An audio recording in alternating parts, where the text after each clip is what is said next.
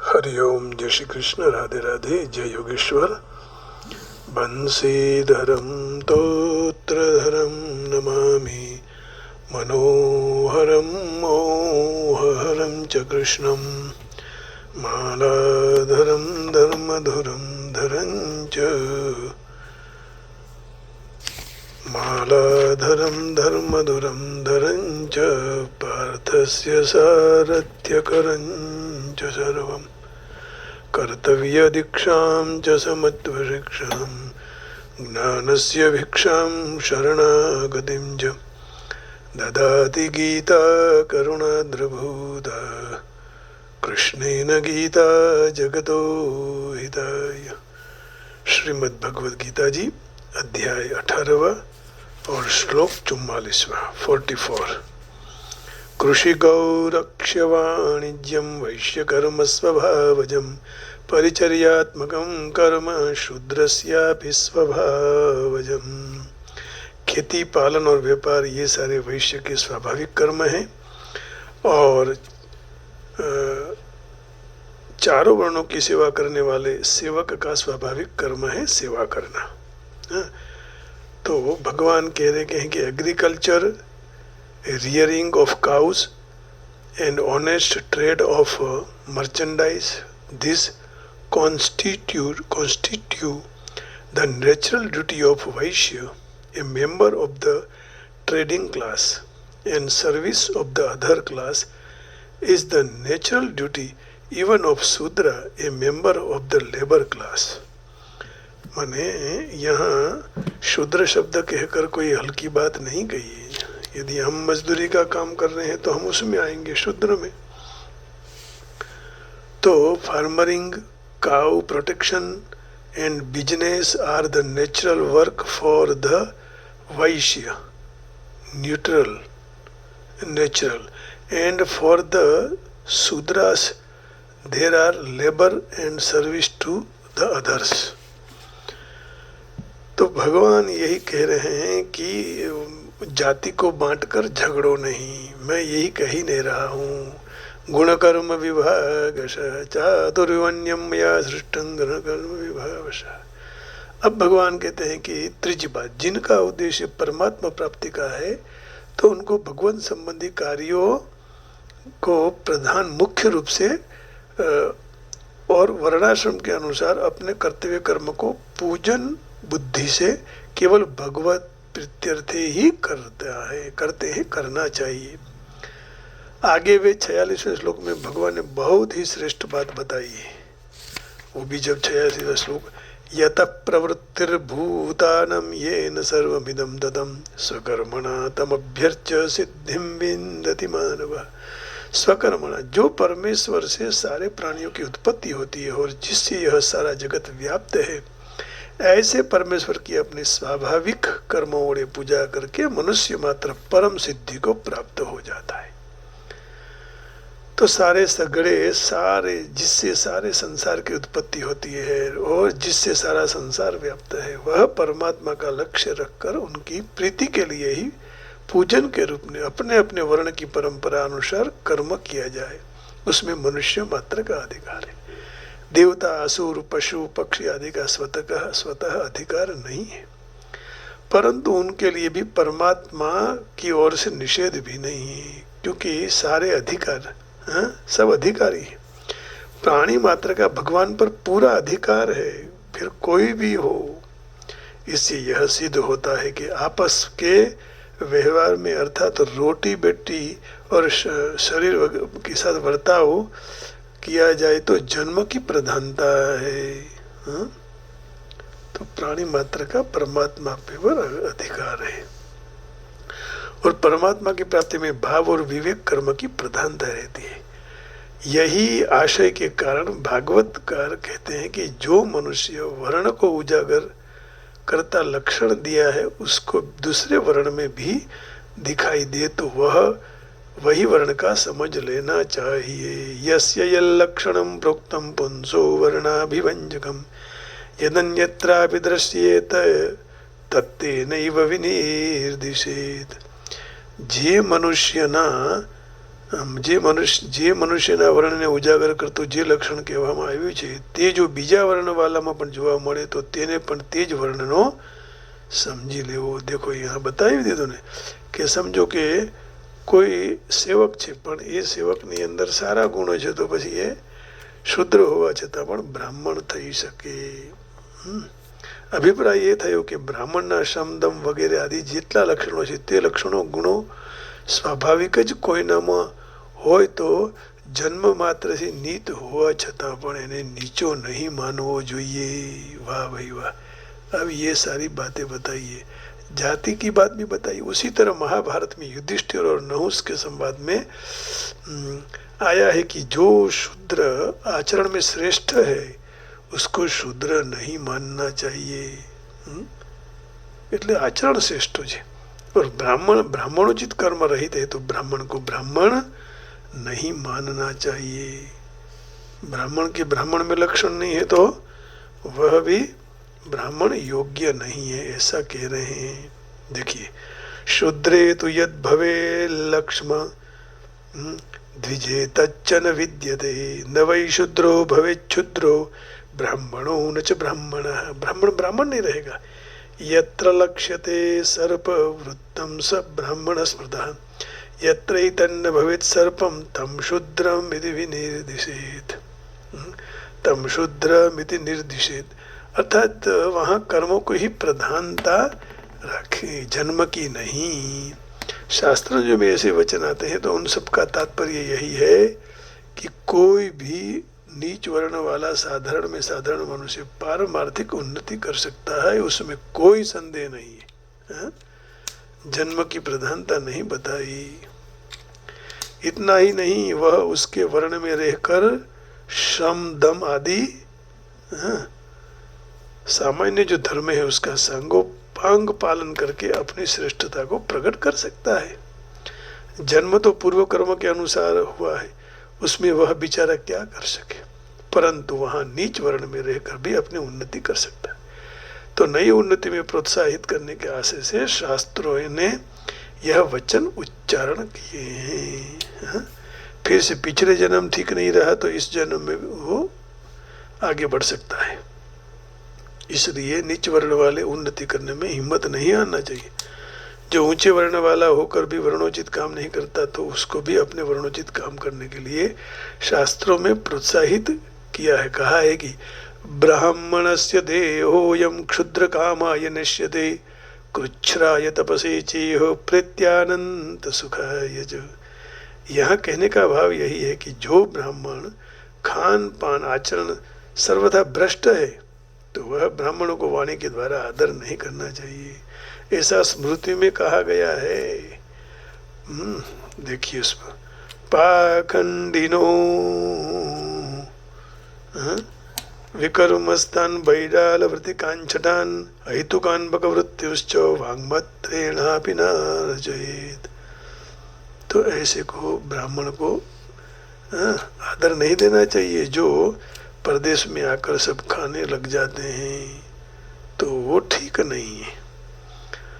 पाखंडिनो विकर्मस्थान बैडाल व्रतिकान छठान अहितुकान बकवृत्तिश्च वाङ्मात्रेणापि न रचयेत्. पाखंडी विपरीत कर्म करने वाले, मार्जार वृत्ति, शठ स्वार्थी, दगवृत्ति ब्राह्मणों का वचन से भी आदर नहीं करना चाहिए. नवार्यपि प्रयच्छेत् तो बैडाल व्रतिके द्विजे न बक व्रतिके विप्रे न वेद विधि धर्मविद. मनुस्मृति में कहा है धर्मग्न गृहाश्रमी बैडाल वृत्ति बकव्रति और वेद को न जानने वाले ब्राह्मण को पानी जल भी नहीं देना चाहिए. देखो ये भी बात बताई. इसका अर्थ ये हुआ कि ब्राह्मणों पर बहुत जिम्मेदारी है. सब बिगड़े लेकिन यदि ब्राह्मण बिगड़े तो ये ठीक नहीं है. आचार्यहीन को वेद भी छोड़ देते हैं ऐसा कहना चाहते हैं. तो परंतु उनसे ऐसे ब्राह्मणों से जो आचरण करने वाले हैं वह भक्त श्रेष्ठ है. जो ब्राह्मणों का भागवत आदि पुराणों में, महाभारत रामायण आदि इतिहास ग्रंथों में बहुत बहुत महिमा गाया है. भगवान का भक्त कितना भी नीच जाति का क्यों न हो तो वह भक्तहीन विद्वान ब्राह्मण से भी वह श्रेष्ठ है। वाह क्या बात कही। इसलिए कबीर ये सब लोग ने बहुत ऊंचे आवाज में सबको कहा है, सबको डांटा है कि भाई आप नीच जन्म, वो जन्म से है तो उनको आप वो नहीं परेशान मत करो। अहो बतस्व पचतो गरीयान यज्जिह्वाग्रे वर्तते नाम तुभ्यं ते पुस्तपस्ते जुहुवुः संस्नुरार्या ब्रह्मानुचुर्नाम गृणन्ति ये ते। अहो वह चांडाल भी सर्वश्रेष्ठ है जिनके जीभ के अग्रभाग में आपका नाम विराजमान है और ब्राह्मण होते हुए भी नाम नहीं लेता है। जो श्रेष्ठ पुरुष अपना नाम का उच्चारण करता है वह तप हवन तीर्थ स्नान सदाचार का पालन और वेदाध्ययन सब कुछ कर लिया। अहो बतस्व पचतो गरीयान यज्जिह्वाग्रे वर्तते नाम तुभ्यं ते पुस्तपस्ते जुहुवुः संस्नुरार्या ब्रह्मानुचुर्नाम गृणन्ति ये ते। न विप्राद। अब दूसरे श्लोक में आगे कहते हैं, ब्राह्मण को विराट रूप भगवान का मुख, क्षत्रिय को हाथ, वैश्य को उरु मध्य भाग, शूद्र को चरण कहा गया है। ब्राह्मण को मुख का तात्पर्य कहने का उनके पास ज्ञान का संग्रह है, इसलिए चारों वर्णों को विद्या पढ़ाने का काम, उपदेश अपना मुख का काम है, इसलिए मुख कहा है। इस दृष्टि ब्राह्मणों को ऊंचे माने गए। क्षत्रिय को हाथ देने का तात्पर्य यही है कि वह चारों वर्णों की रक्षा करे। रक्षा करने का मुख्य रूप हाथों का काम है। जैसे शरीर में कोई भी रोग या हो जाए तो इसका इलाज रक्षण करना आता है। शरीर ऊपर प्रहार हो तो रक्षा के लिए हाथ रोक सकते हैं, तो अपनी रक्षा के लिए और दूसरों के हाथ से प्रहार किया जाता है। तो मनुष्य कहीं का गिरता हो तो भी हाथ पहले रख देता है, इसलिए क्षत्रिय हाथ बन गए, है ना। परंतु अराजकता फैल जाने से जन धन आदि रक्षा करने का चारे वर्णों का धर्म बन जाता है। अराजकता फैलाए तब एक साथ में होना चाहिए। जैसे अभी भारत की स्थिति है अराजकता, तो वहाँ सब वर्ण एक हो जाना चाहिए, कोई भेद बिना। वैश्य के मध्य भाग तात्पर्य कहने का तात्पर्य यही है कि वह पेट में अन्न जल औषध आदि डालने में आता है, तो उनसे शरीर के सारे अवयव को खुराक मिलता है और सारे अवयव पुष्ट हो जाते हैं। इसलिए वस्तुओं का संग्रह करना, स्थलांतर करना, जहाँ जो चीज की कमी हो वहाँ पहुँचा देना, प्रजा को कोई चीज का अभाव न देना, यह वैश्य का काम है। उदर में अन्न जन संग्रह सारे शरीर के लिए होता है और साथ में पेट को भी पुष्टि मिल जाती है, क्योंकि मनुष्य केवल पेट को पेट नहीं भरता, उसी तरह वैश्य केवल दूसरों को लिए संग्रह करते, केवल अपने के लिए नहीं। और वही पेट है वो मुख को, आँख को, कान को सबको पुष्ट करता है। तो ब्राह्मण आदि दान देते हैं, क्षत्रियों को टैक्स देते हैं, उसका पालन करते हैं, और शूद्रों का मेहनत देते हैं, मेहनतापना माने मजदूरी देते हैं। इस सब का पालन होता है, केवल પોતાને માટે નહીં। તે બ્રાહ્મણ વગેરેને દાન આપે છે, ક્ષત્રિયોને ટેક્સ આપે છે, પોતાનું પાલન કરે છે અને શૂદ્રોને મહેનતાણું આપે છે। इस तरह सब तरफ पालन करते हैं। जो वह संग्रह नहीं करे तो कृषि गौरक्ष वाणिज्य वृत्ति नहीं करे तो कहाँ से देंगे। और शूद्र को चरण कहने का तात्पर्य यही है कि जैसे चरण समग्र शरीर को उठा के चले जाते हैं और समग्र शरीर की सेवा चरणों से होती है, इसलिए सेवा के आधार पर चारों वर्ण चलते हैं। शूद्र अपने सेवा कर्म द्वारा सबके आवश्यक कार्यों की पूर्ति करते हैं। उपर्युक्त विवेचन में ध्यान देने की बात यही है कि गीता में चारों वर्णों का स्वाभाविक कर्मों का वर्णन है ना। ये बहुत ध्यान देने की बात है, यहाँ भेदभाव नहीं है। जो कर्म अपने आप होते हैं अर्थात उनको किया जाता है, वहाँ अधिक परिश्रम नहीं पड़ता है।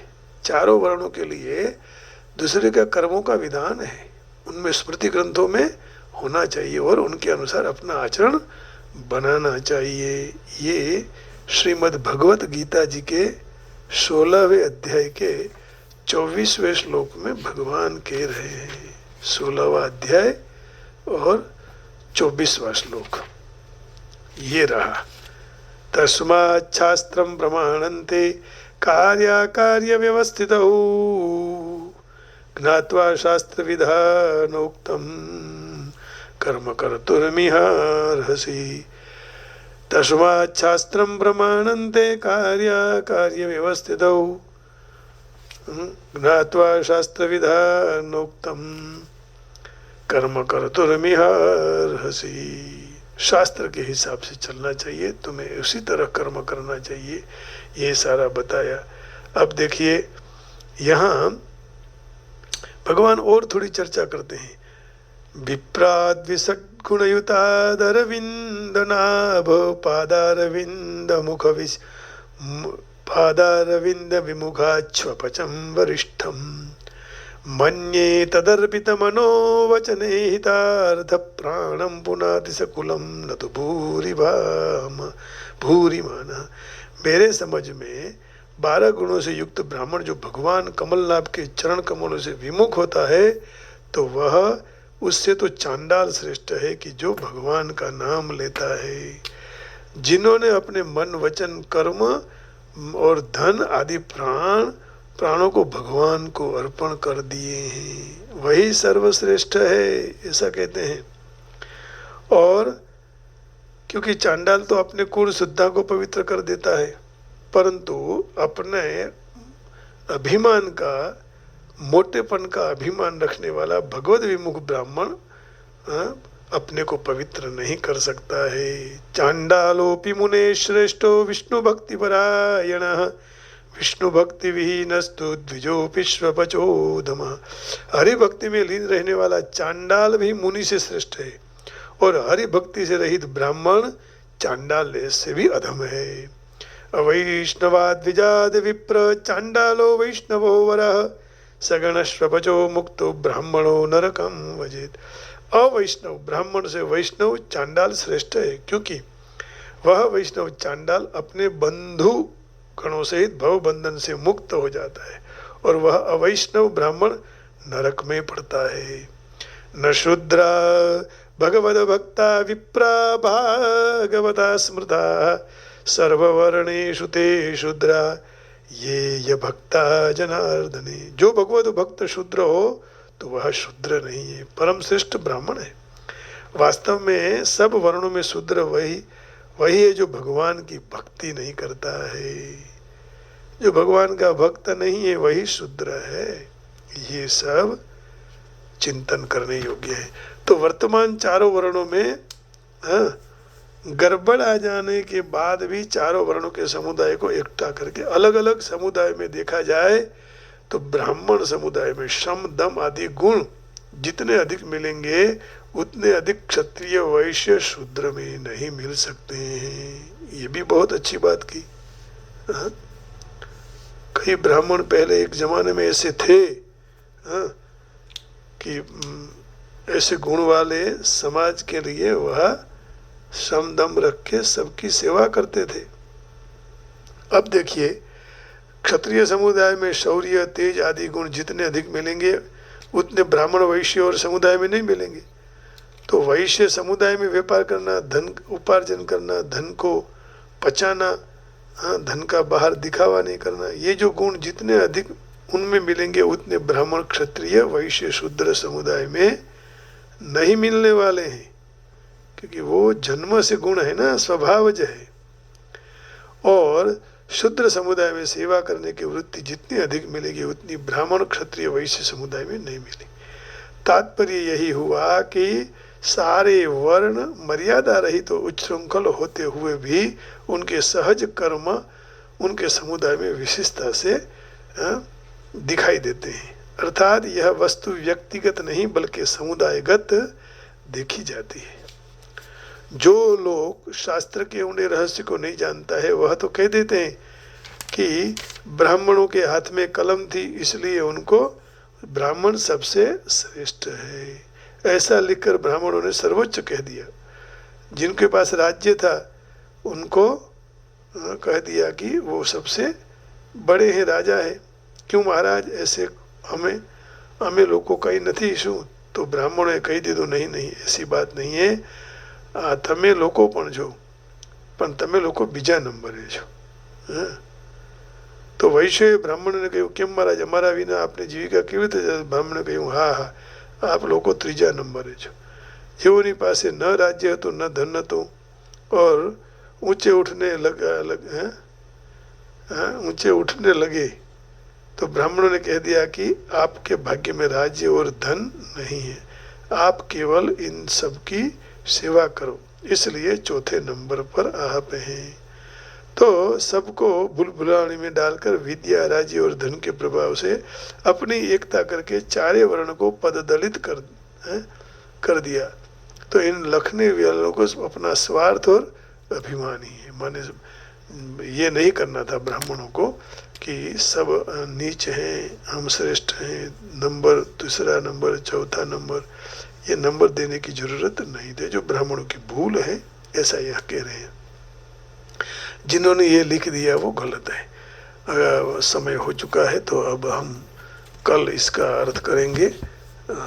अभी भजन गा लेते हैं भगवान का और भगवान को प्रसन्न करते हैं. आइए, ये भक्ति करो तो सब वर्णों में आप श्रेष्ठ हो. अब शिवरात्रि आ रही है, आइए शिव जी महाराज को याद करते हैं.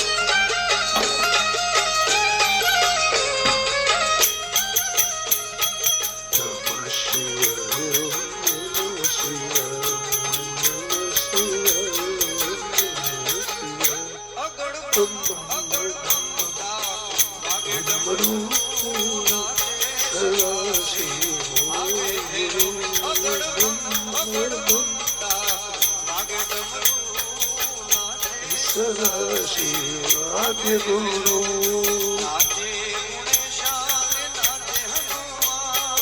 नाचे गुणेशान, नाचे हनुमान, नाचे हनुमान.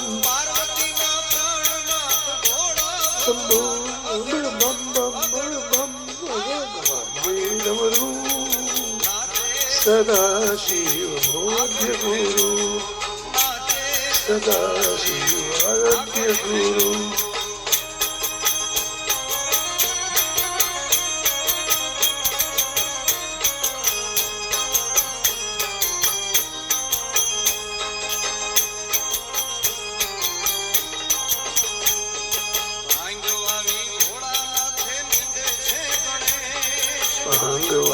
ભોળાનાથે નિંદે છે ગણેશ. અગર બમ વાગે ડમરું, સદા શિવ આદ્ય ગુરુ. કેસરા નાચે નાચે હનુમાન. अगर बम वागे डमरू, सदा शिव आद्य गुरु, आद्य गुरु. नमः शिवाय ओम नमः शिवाय, नमः शिवाय ओम नमः शिवाय, नमः शिवाय ओम नमः शिवाय, नमः शिवाय ओम नमः शिवाय, नमः शिवाय ओम नमः शिवाय, नमः शिवाय.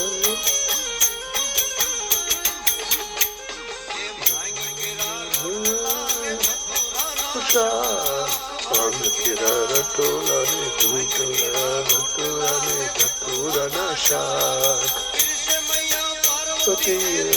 भोलानाथ अगड़ बम डाक वागे डमरू, नाचे सदा शिवाजे.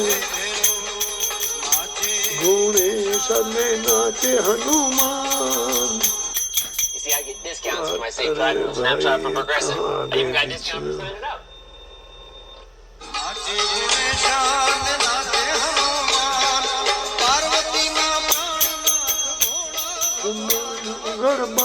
અગળ બમ ડાક વાગે ડમરું નાચે સદા શિવ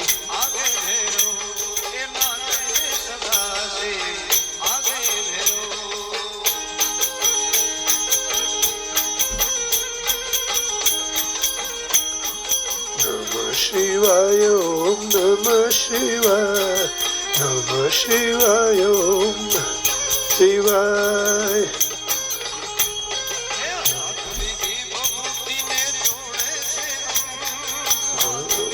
ભભૂતિ ને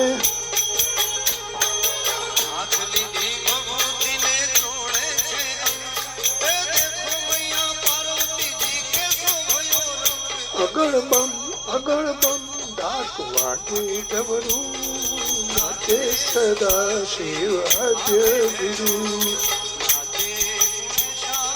નાચે હનુમાન નાચે ગુણેશ ને નાચે હનુમાન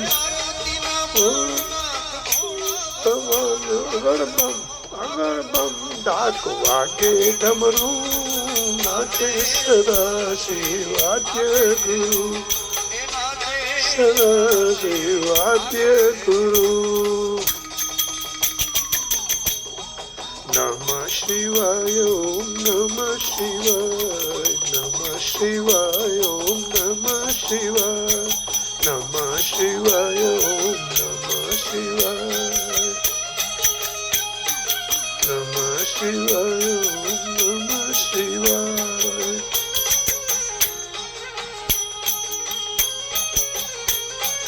નમઃ શિવાય ભાંગ કેરા બાજુ બંધ ભાંગ કેરા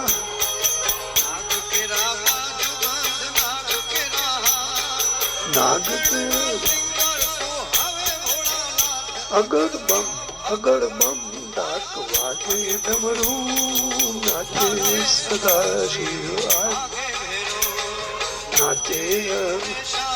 નાચે હનુમાન અને નાચે હનુમાન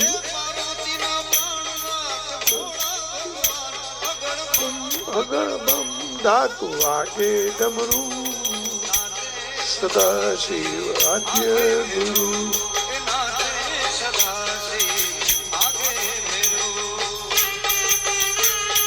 નમઃ શિવાય ઓમ નમઃ શિવાય નમઃ શિવાય ઓમ નમઃ શિવાય ઓમ નમઃ શિવાય ઓમ નમઃ શિવાય ઓમ નમઃ શિવાય નમઃ શિવાય ઓમ નમઃ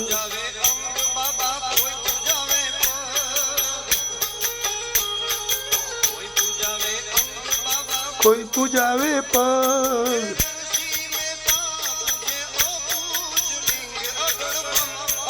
બમ વાગે ડમરું તે સદા શિવ આદ્ય ગુરુ નાચે ગુણેશ અને નાચે હનુમાન થોડા સંભાળ અગળ બમ વાગે ડમરું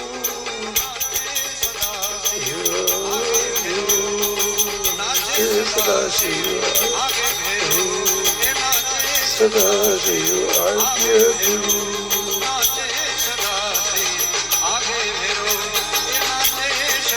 शिव आद्य भैरव।